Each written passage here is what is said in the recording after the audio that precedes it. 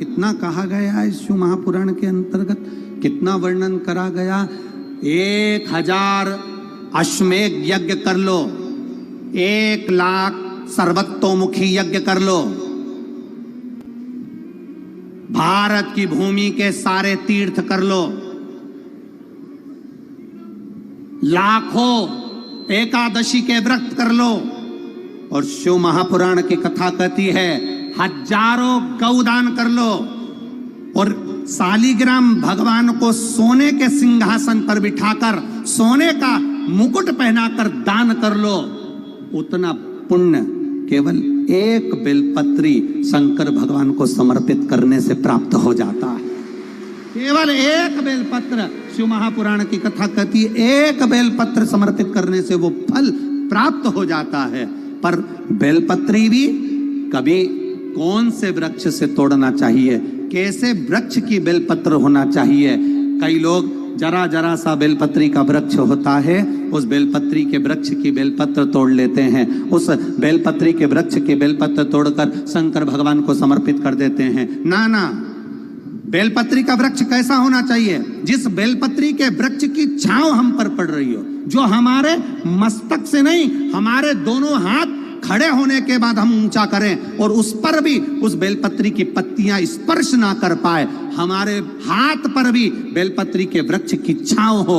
ऐसे बेलपत्री के वृक्ष की पत्ती तोड़कर शिव को चढ़ाई जाती है। ये नहीं कि छोटा सा बेलपत्री का पौधा तुम्हारे घर में लगाए, गमले में लगाए, उसी की पत्ती तोड़कर भगवान को चढ़ाते जाओ, तो ये हम पुण्य नहीं कर रहे, ये हम पाप कर रहे हैं। हमारे ऊपर बेलपत्री की छांव हो और उसकी पत्तियां ली जाए, तब तोड़कर भगवान शिव को समर्पित करी जाए, तब वो पुण्य प्रावधान करते हैं। कष्ट का जीवन चल रहा है, कष्ट का जीवन।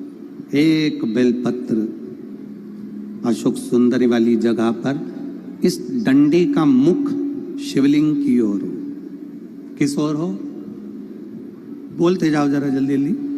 शिवलिंग की ओर, अशोक सुंदरी वाली जगह, डंडी का मुख शिवलिंग की ओर। एक बेलपत्र शिवलिंग के ऊपर, जिसका डंडी का मुख, तुम अगर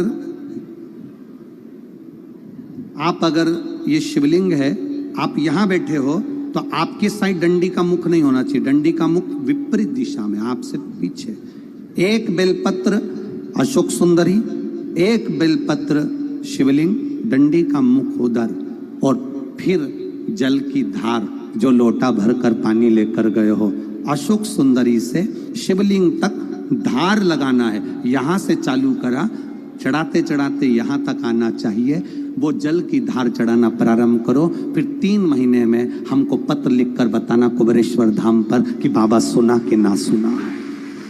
एक एक बेलपत्री का नियम है, एक एक बेलपत्र चढ़ाने का नियम है, दुर्वा चढ़ाने का नियम है, धतूरा चढ़ाने का नियम है, भगवान को शमी का पत्र चढ़ाने का नियम है, शंकर भगवान को रिझाने का नियम है। शिव तत्व को कैसे रिझाया जाए, शंकर का अनुमोदन कैसे करा जाए, मेरे ओघड़दानी को कैसे मनाया जाए, उसका नियम हमारे यहाँ शिव महापुराण में वर्णित किया गया।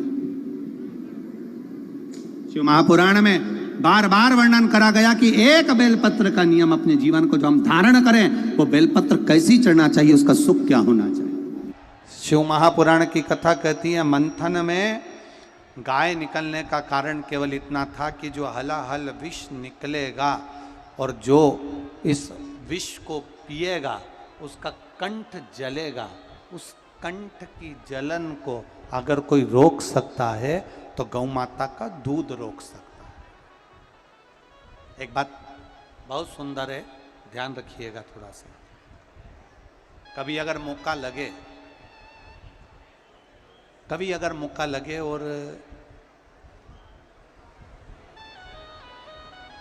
सोमवार की अष्टमी पड़ जाए, क्या पड़ जाए सोमवार की, जम के बोलो जरा, अष्टमी।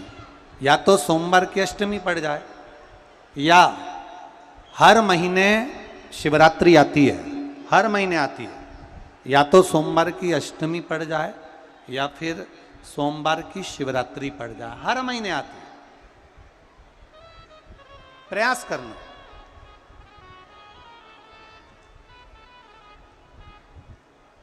कहीं से देसी गाय का दूध मिल जाए, थोड़ा सा दूध देसी गाय का मिल जाए, थोड़ा सा दूध।